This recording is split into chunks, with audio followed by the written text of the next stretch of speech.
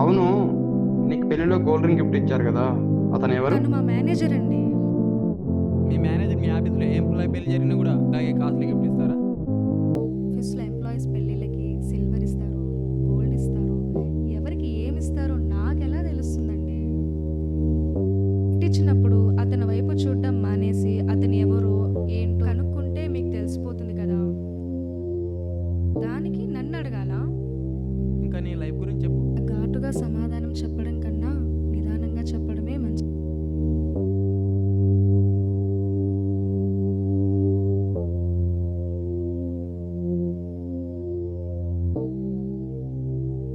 మేము ముగ్గురు అక్క చెల్లెళ్ళం.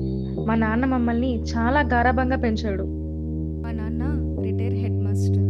మా పెదనాన్నకి ముగ్గురు కొడుకులు. మా అన్నయ్యలు మా డాడీని ఏ లోటు రాకుండా చూసుకునేవాళ్ళు. కానీ ఇప్పుడు ఆ లోటు లేకుండా పోయిందని చాలా సంతోషపడుతున్నారు. మా పెద్దన్న రూపంలో ఆ అన్నయ్య వల్లే నాకు ఈ జాబ్ వచ్చింది. మా అన్నయ్య మా మేనేజర్ చిన్నప్పటి నుంచి క్లాస్మేట్స్. మా మేనేజర్ని అన్నయ్య అని పిలుస్తాను. పెళ్ళికి మా వదిన కూడా రావాల్సింది. అనుకోకుండా తనకి అదే రోజు డెలివరీ అవడంతో రాలేకపోయింది. తనకి మొత్తం క్లారిటీగా చెప్పబట్టి సరిపోయింది. లేదంటే ఇలాంటి అనుమాన భక్తితో వేయడం చాలా కష్టం.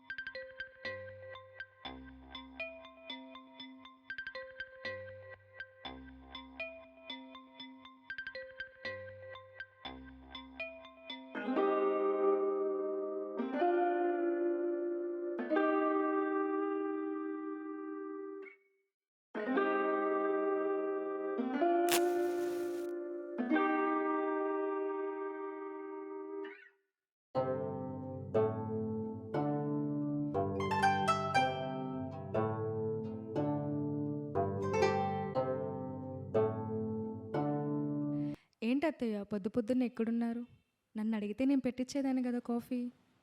పర్లేదులేమ్మా, ఈ రోజుకి నేను పెడతాను, నువ్వు వెళ్ళి కూర్చో. అలాగే.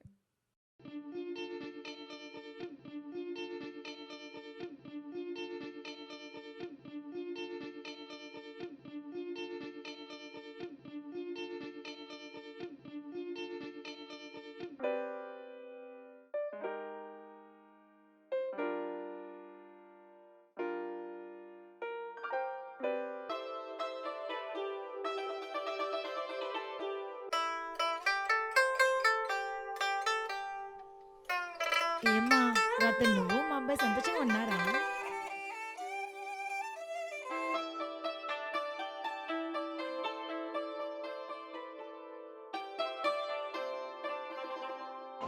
అబ్బాయి లేచాడేమో, కాఫీ ఇవ్వచ్చు కదమ్మా. అలాగే అత్తయ్య.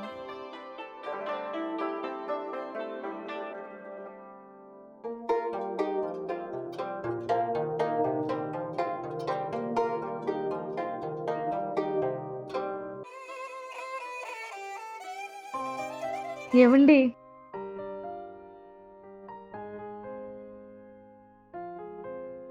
కాఫీ తీసుకోండి.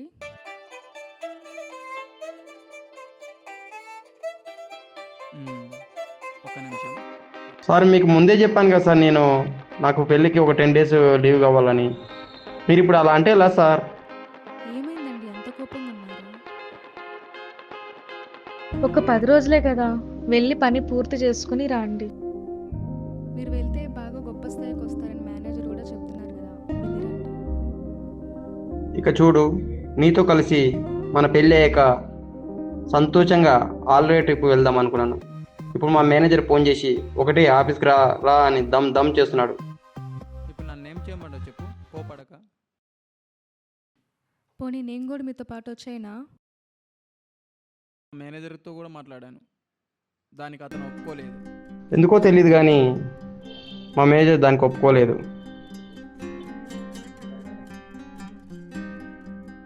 కాకుండా అక్కడ వర్క్ ప్రెషర్ కూడా ఎక్కువ ఉంది. అది అందులో పడి నిన్ను పట్టించడం లేదు తెలియదు సిరి. ఇంతకీ మీ ప్రయాణం ఎప్పుడు? రేపు ఉదయమే బయలుదేరాలి. అవునా?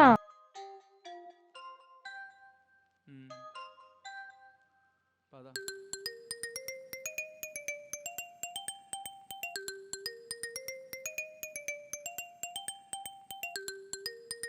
ఏమైందిరా ఫోన్లో అంతగానో అరుస్తున్నావు? ఏం లేదమ్మా, మా మేనేజర్ గారు ఒకటే నసా.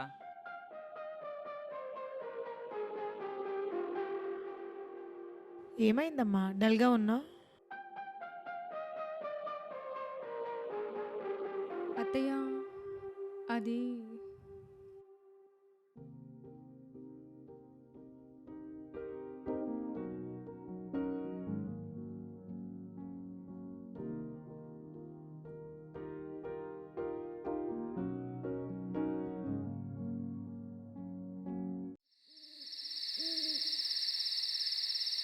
సిరి, వాటర్ తాగుతావా?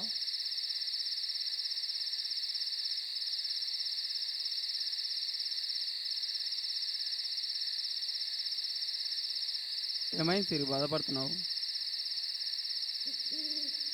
మరుండదా? నిన్నగాక మొన్న పెళ్ళయింది. అప్పుడే వెళ్ళిపోతున్నావు, నిన్ను వదిలి నేను ఉండగలనా? పిచ్చిదానా, అంత దానికి బాధపడాలా? ఉండే ఈ 2 రోజులైనా నేను చాలా హ్యాపీగా చూసుకుంటాను సిరి. ఐ లవ్ యూ సిరి.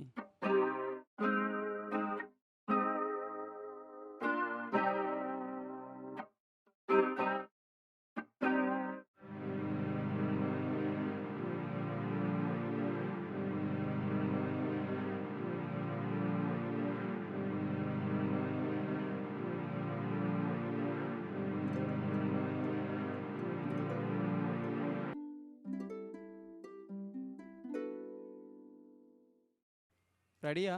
అయిపోయిందండి.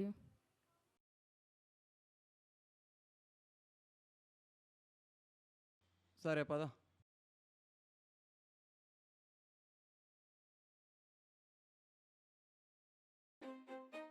ఏరా గౌతమ్, పొద్దునే బ్యాగ్ తెలుసుకుని ఎక్కడికి వెళ్తున్నావు? లేదమ్మా, మా ఆఫీస్ పని మీద 10 డేస్ ఊరికి వెళ్తున్నాను. 3 రాత్రులు గడవకుండా ఎక్కడికి వెళ్తావు? బయటికి, లోపలికి నడు. ఏం మాట్లాడుతున్నావు నువ్వు? నోరు మోయ్. ఎప్పుడు నేర్చుకున్నావు మగాళ్ళకి అడ్డు చెప్పడం నువ్వు? అంది వచ్చిన అవకాశాన్ని చేజార్చుకోవడం మూర్ఖత్వం అవుతుంది. గౌతమ్ వెళ్ళు, క్షేమంగా వెళ్ళి లాభంగా రా, పని సక్సెస్ చేసుకొని రా, వెళ్ళు.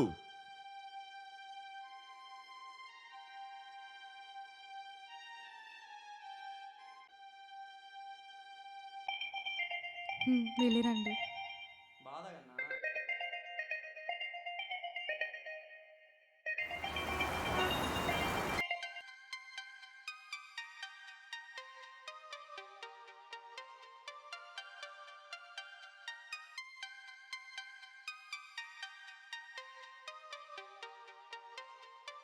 సిరి, ఏం చేస్తున్నావు అమ్మా?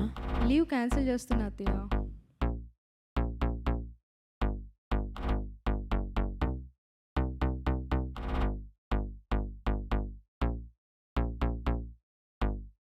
నోరు మోయ్. ఏం మాట్లాడుతున్నావు నువ్వు? ఆడవాళ్ళు జాబ్కి వెళ్ళడం మన ఇంటా వంట ఉందా? ఆడవాళ్ళ పని వంటింట్లో ఉండడమే. ఏంటి అలా చూస్తున్నారు? వెళ్ళి వంట చేయండి, వెళ్ళండి.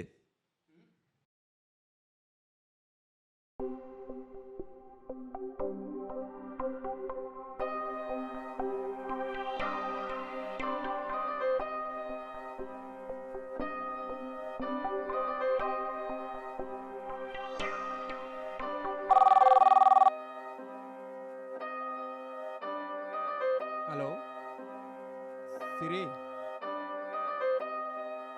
10 డేస్ ప్రోగ్రామ్ అనుకుంటే 1 మంత్ అయ్యేటట్టుంది. సారీ.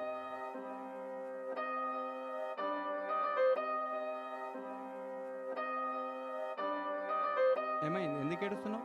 మీరు ఎలాగో ఊర్లో లేరు కదా అని జాబ్ కంటిన్యూటీ చేద్దామంటే నాన్నగారు ఏది చెప్పినా మన మంచికే చెప్తారు. ఇంతవరకు అమ్మే ఏదో తిరగలేదు నాన్నకు. అలాంటిది నువ్వు ఎదురు తిరిగితే తట్టుకోలేడు. నానేం చెప్తే అది చెయ్యి, సరేనా?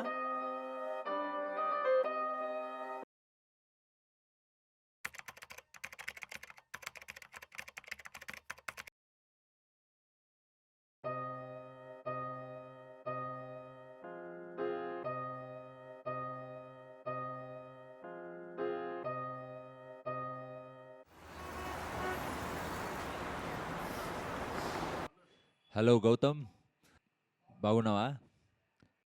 ఏం చేస్తున్నావు? ఆఫీస్ పనంటూ ఎక్కడికెక్కడికో వెళ్తుంది. ఆమె ప్రవర్తనలో మార్పు కనిపిస్తుందిరా.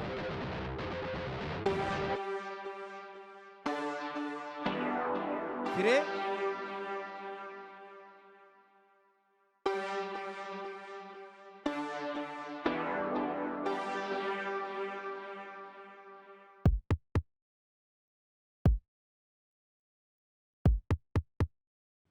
నువ్వు మా నాన్నకి ఎదురు చెప్తావా? చెప్పు. అది కాదండి, అత్తయ్య గారితో మామయ్య చాలా అసహ్యంగా మాట్లాడుతున్నారు, అందుకని. ఎంత ధైర్యమే నీకు? ఏమైందిరా, ఎందుకు కొడుతున్నావు అమ్మాయిని? అపో, ఇంతవరకు అవమానించిన మా అమ్మే మా నాన్నకి ఏనాడు ఎదురు చెప్పలేదు.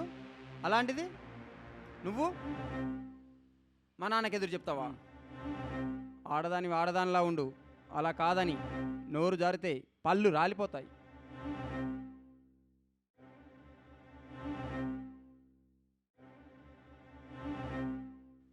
ఛీ, ఇంట్లో మనశ్శాంతి లేకుండా పోయింది.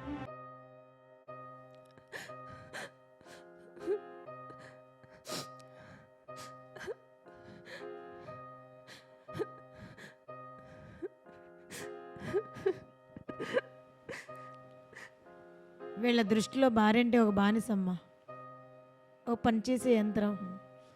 నన్ను క్షమించమ్మా సిరి. ఆడవాళ్ళని గౌరవించేలా నా కొడుకుని పెంచలేకపోయానమ్మా. గొప్పగా పెంచే అవకాశం లేకుండా చేసాడమ్మా మీ మావయ్య. అదే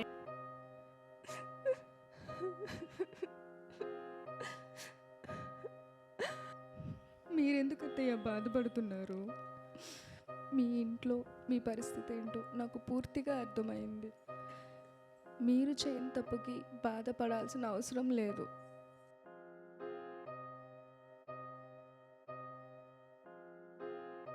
మీ అబ్బాయికి తను చదువుకున్న చదువు కూడా ఎటువంటి సంస్కారాన్ని ఇవ్వలేదు.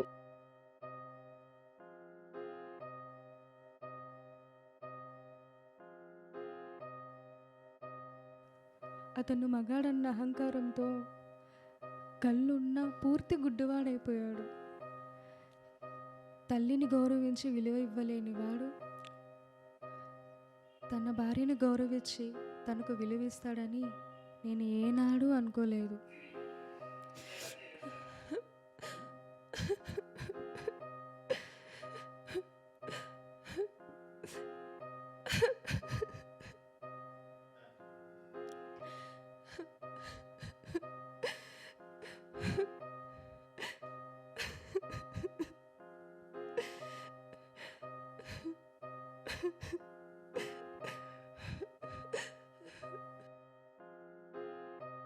వద్దు.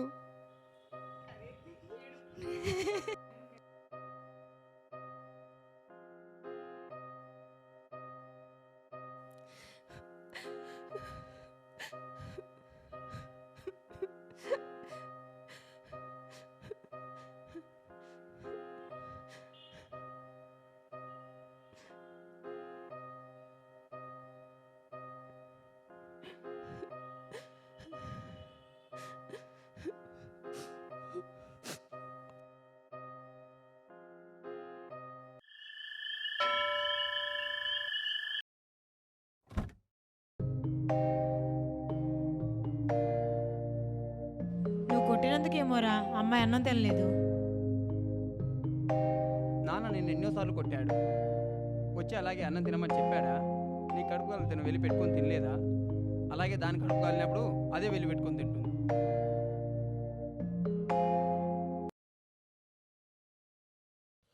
అత్తయ్య ఏం చేస్తున్నారు? చెప్తున్నానమ్మా. నన్ను కూడా ఏమైనా సాయం చేయమంటారా? పర్లేదులే అమ్మా. పర్లేదు అత్తయ్య. ఏమైనా తింటావమ్మా? వద్దత్తయ్య.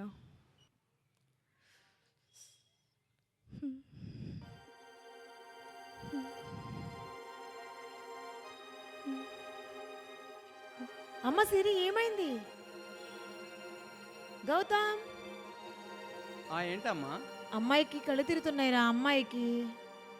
అదేం లేదమ్మా, నైట్ అంతా అన్నం తినలే కదా, దానివల్ల అయ్యి ఉండొచ్చు. రే అదేం కాదురా, నువ్వు తండ్రి కాబోతున్నావు. ఛీ. సిరే,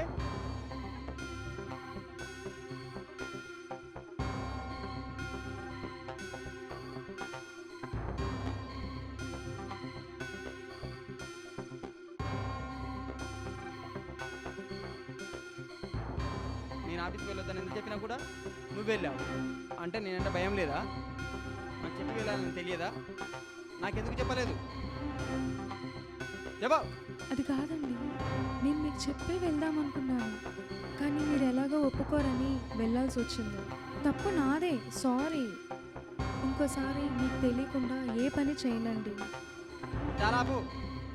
నువ్వు ఆఫీస్కి వెళ్ళడానికి లీవు ఒకరోజు వెళ్తే సరిపోతుంది, అలాంటిది 10 రోజులు వెళ్ళాలా? అలా కాదండి, నేను పర్మిషన్ అడగడానికే వెళ్ళాను, కానీ ఆ మేనేజర్ 10 డేస్ డ్యూటీ చేస్తే మన శాలరీ మొత్తం ఇస్తా అన్నాడు.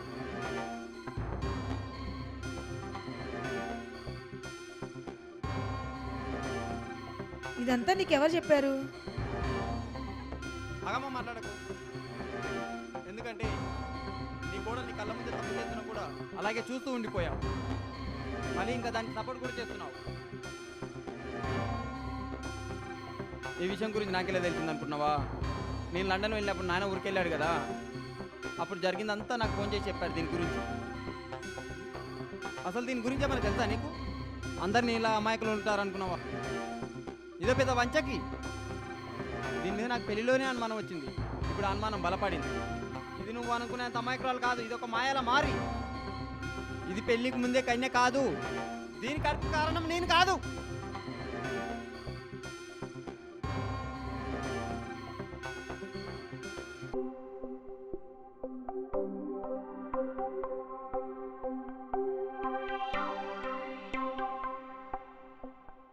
నువ్వు మగాడివన్న అహంకారంతో, నేను ఆడదాన్నన్న చులకనతో ఎంతటి నిందలైనా వేస్తే మోస్తాననుకుంటున్నావా? నేను కన్యని కాదా? నా మెడలో నా మెడలో తాళి కట్టావని నువ్వేం చెప్పినా నమ్ముతాననుకుంటున్నావా? ఇదేనా నువ్వు చదువుకున్న చదువు, నీకు నేర్పిన సంస్కారం? నీకు చెప్పుకున్న వారం రోజులు ఆఫీస్కి వెళ్తే నీకు వేస్ట్ ఎలా కనిపిస్తున్నానా?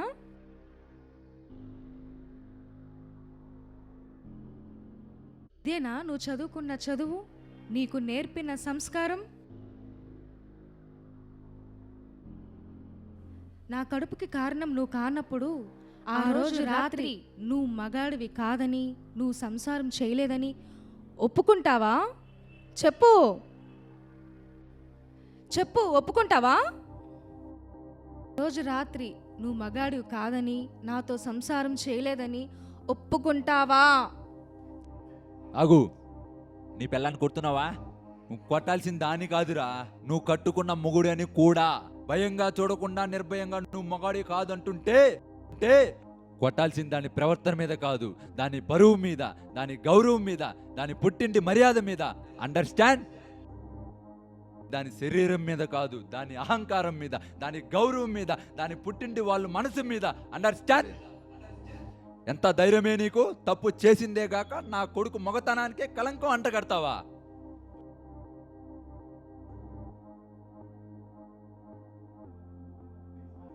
తెగించిన ఆడదానికి సరైన సమాధానం ఇదేరా.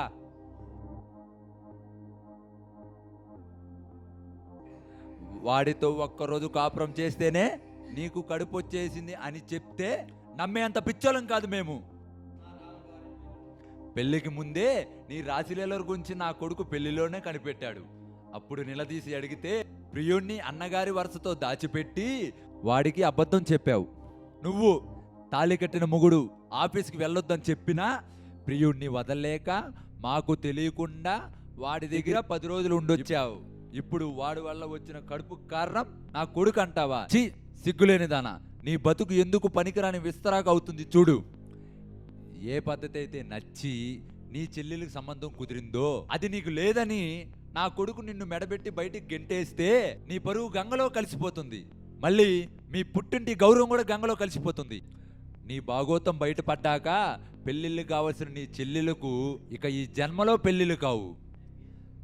తప్పు నువ్వు చేసి దేని గురించి ఏ భయం లేకుండా నా కొడుకుని నిలదీసి అడుగుతావా?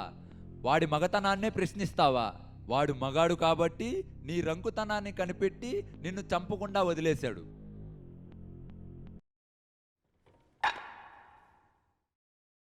ఒక్కరోజు నీ కొడుకుతో కాపురం చేస్తే కడుపు రాదా? నీలాంటి జ్ఞానం లేని పశువులకి ఏం చెప్పేది లేదు. నీకు పశువులకి ఏం తేడా లేదు. జ్ఞానం లేని పశువు లాంటి నువ్వు అన్న చెల్లి సంబంధానికి కూడా రంకు కడతావు. ఒక పిచ్చి కుక్క పిచ్చెక్కి మొరిగితే సమాధానం చెప్పుకుంటూ కూర్చునే మూర్ఖురాల్ని కాదు నేను. నా వ్యక్తిత్వం గురించి చెప్పేంత అవసరం కూడా నీకు లేదు. కొడుకుతో నా అహంకారాన్ని దెబ్బగొట్టిస్తావా? ఇంటి గౌరవాన్ని మర్యాదని రోడ్డు మీదకి ఈడుస్తావా? చేతనైంది చేసుకోపో. నువ్వు నా భవిష్యత్తు గురించి చెప్పావు. అలాంటి భవిష్యత్తు నీ కొడుక్కి చెప్తా, జాగ్రత్తగా విను. నా మెడలో తాళి కట్టిన రోజే, ఆ రోజే నువ్వు చూసిన అనుమానపు చూపును పసిగట్టి ఆ రోజే నీ క్లారిటీ ఇచ్చాను. నా జీవితంలో ప్రతిదీ నా భర్తనే గౌరవంతో నీతో పంచుకున్నాను. నిన్ను వదిలేస్తే నా చదువు నాకు అన్నం పెడుతుంది. నేను తప్పు చేయలేదని ఇంత దూరమైనా నాకు తోడుగా నా నిజాయితీ ఉంటుంది. నన్ను ఇంతగా అవమానించిన నీకు కడుపులో పెరుగుతున్న బిడ్డ తండ్రి ఎవరో నీకు తెలియకుండా ఉండడు. దుర్మార్గుడైన తండ్రిని విడిచిపెట్టి తన తల్లికి బిడ్డలా పుడతాడు. నీ జీవితంలో మళ్ళీ పెళ్లి కాకుండా చేస్తాను. మళ్ళీ ఏ అమాయకురాలు బలి కాకుండా నీకు శిక్ష పడేలా చేస్తాను. నిన్ను రోడ్డు మీదకి ఈడుస్తా. ఖబర్దా మిస్టర్ ప్రతాప్, నేను బయటికెళ్ళి నీ కొడుకు నా మీద వేసిన నిందలన్నీ నిజం కాదని నిరూపించి నీ కొడుక్కి శిక్ష పడేలా చేయమంటావా? చెప్పు. లేదంటే నిజాలు నీ కొడుకుతో చెప్పి బుద్ధిగా ఉండమని చెప్తావా? అలా చెప్పావంటే ఒక్క ఛాన్స్ ఇస్తాను, బట్ లాస్ట్ ఛాన్స్. ఇలాంటి నరకంలోకి నేను మళ్ళీ వచ్చి ఈ నరకాన్ని నేను పడలేను. అనుమానంతో చిన్న చూపు చూసినా నేను తట్టుకోలేను. గుర్తుపెట్టుకోండి. ఇన్నాళ్ళు నీ కొడుకు నీ మాట వింటున్నాడు కాబట్టి నేను ఊరుకున్నాను. వాడు కన్న తల్లికి గౌరవించి విలువిచ్చి ఉండుంటే, కానీ నువ్వు కన్న తల్లికి కన్న కొడుక్కి అక్రమ సంబంధం అంటగట్టే వెదవి. నువ్వు ఇంతకాలం నీతో కలిసి ఉన్నానంటే నా మీద నాకే అసహ్యం వేస్తుంది. లేదంటే నువ్వు కూడా నా కొడుకుతో పాటు కాలిపోతావు. ఈ ఇల్లు నా కట్నం కింద మా వాళ్ళు ఇచ్చారు నీకు. ఇన్ని రోజులు మీ మధ్య బలిపశులాగా బతికాను నేను. ఇప్పుడు నాకు అవసరం లేదు. నా కోడలు నిప్పు, అది అర్థమైన రోజు మీ ఇద్దరు ఇంటికి తిరిగి రండి. నేను నా కోడలు సంతోషంగా ఉంటాం. తప్పకా.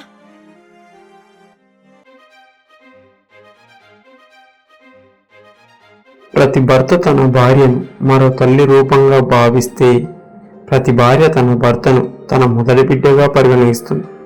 ఇదే మధురమైన భార్య భర్తల బంధం అంటే. మా చిన్న ప్రయత్నమే మా ఈ ఇల్లు ఇల్లాలు షార్ట్ ఫిలిం మీకు నచ్చుతుందని ఆశిస్తున్నాం.